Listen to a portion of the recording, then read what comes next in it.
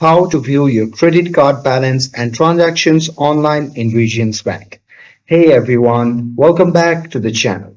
So if you want to stay on top of your credit card spending, well here is how to view your balance and transactions online with Regions Bank. So now without further ado, let's get started.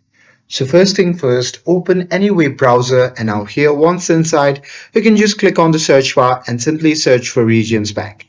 And now here on the search result, just click on the first link and after that you'll be prompted to the official website of the Regions Bank.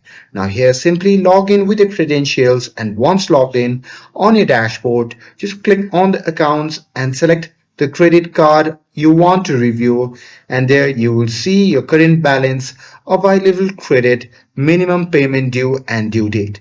So there you can simply click transactions or activity to view recent purchases, payments and pending charges and there you can use filters by date, merchant or transaction type to quickly find specific charges.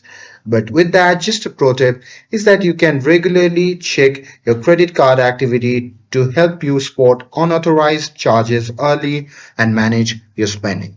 And that's it. With this, if you found this video helpful, then don't forget to like, share, and subscribe to get updated for more videos.